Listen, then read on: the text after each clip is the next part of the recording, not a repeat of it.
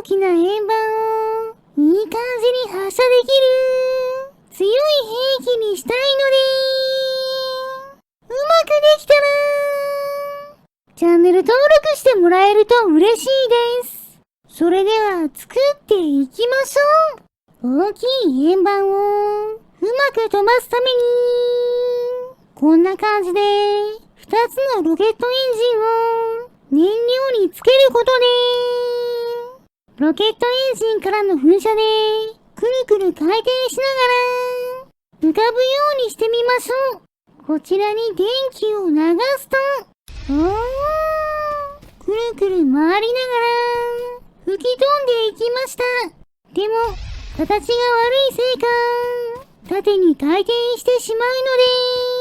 で、こうならないように改良しましょう。燃料を増やして薄く伸ばしていくことで、巨大な四角い燃料の板にしたら、そちらに古代の合金の棒とこんな感じで同じ角度に揃えた木の板を2セット作ったら、棒にくっつけて、それにロケットエンジンを合わせることで、噴射口の角度を揃えました。こちらにバッテリーをつけて、噴射させてみると、この形状なら、かなり安定して上昇してくれています。でも、上昇力がありすぎて、上に飛んでいくので、ロケットエンジンの向きを地面と水平にしてみましょう。この状態で噴射させると、なるほど、高速で回っていますが、上昇しませんね。でも、段差にぶつかると、いい感じに吹き飛んでいきました。プロペラをつけることで、回転で上昇できるよ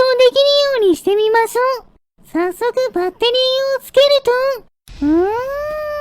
多少回転は乱れていますが、ちゃんと浮かんでくれています。でも、飛ぶ方向は安定しませんね。そこで、周りに何もない水平な地面の上で電気を流すと、結構安定して浮かんでくれました。でも、これならロケットエンジンの角度をもっと浅くすることで、プロペラなしでもちょうどいい高さで浮かんでくれそうなので、ロケットエンジンをもっと深い角度で取り付けて噴射させると、浅すぎたみたいです。地面にバウンドしていますが、これでは安定して当てることは難しそうです。そこでロケットエンジンをさらに2つ増やして4つにしてみるとどうでしょうか。こちらを動かしてみると、ダメですね。重すぎて逆に浮かびません。しかも、燃料消費が増えて、噴射時間も短くなってしまうので、回転用のロケットエンジンは2つに戻して、前に進ませる用の推進用のロケットエンジンを1つ追加します。この状態で回転用のロケットエンジンの角度をさらに深くした後、推進用のエンジンに電気を流してみると、ロケットエンジン本体は電気を通さないのを忘れていました。金属の棒を追加したら、もう一度電気を流すと、すべて噴射したので、固定を解除すると、浮かびながら前に飛んでくれました。でも若干水平より下向きに飛んでいるみたいなので、もう少し上向きに飛んでくれるように、さらに回転用のエンジンの角度を深くする必要がありそうです。だいたい45度くらいの角度で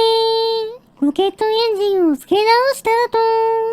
ダメージを与えやすいように4本の単合線の刃を円盤の周りに取り付けました。さらに発射しやすいように燃え尽きがけの松送りを使ってロケットエンジンが噴射した時、自動的に切り離されるようにしました。ここの状態で、海に向かって発射すると、よし、ちょうどいい上昇具合です。これなら、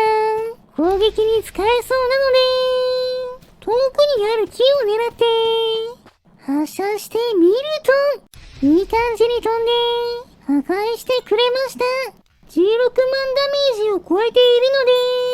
るので、なかなかの高威力です。その後の燃料の爆発でも、追加ダメージが入るのが強いです。うまく円盤の右側を、かするように当てることで、28万ダメージを超えることができたので、大きさに見合った超強い威力が出せる強い兵器になりました。ではここからこの兵器を持ち運んで簡単に発射できるように部品を追加して仕上げていきましょう。地面の上を動かすためのスタンドと電気を流すだけですぐに発射できる仕組み。発射用のスイッチを取り付けたらこうやってスイッチを傾けると円盤が切り離された後噴射し続けています。これなら持ち運びながら撃てそうなので早速試してみましょう。発射した後は若干左に動きますがこれだけまっすぐ飛べば十分武器として使えそうです。木もいい感じに破壊できたのでこれで巨大ディスクランチャーは完成です。ではカメラに向かって発射迫力ありますね。視点を変えてもう一度木を狙うと遠くから発射すれば上昇して上の方を近くから発射すれば上昇する前に下の方に当てることができました。高低差のある敵にも有効ですね。並んだ小さな木を狙っても2本の木を切り飛ばした後爆発で残りの木も破壊することができました。草を組み合わせた的はうまく当たって爆発するとすべての的を派手に吹き飛ばすことができました。ドローン工場の壁は巨大な円盤が強烈なダメージを与えて一発で破壊可能です。そして風力発電機の方は遠くから狙うとなかなか当たりませんがしっかり狙って運よく当てることができれば24万ダメージを与えて簡単にへし折ることができました。しかもその後なぜか空中に留まったロケットエンジンが高速で衝突して追撃ダメージを与えました。謎の現象ですね。それでは次はこちらのザコキャラの大群を狙って巨大ディスクランチャーで攻撃してみましょう。果たしてどれくらい倒すことができるんでしょうか。早速下の方から狙ってみるとぶつかった後うまく爆発してほぼ全てのザコキャラを突き飛ばすことができました。でも一匹だけ残っていました。超幸運なザコキャラですね。ちなみに私の視点だとこんな感じです。右手のバッテリーを上に傾けることで通電して発射され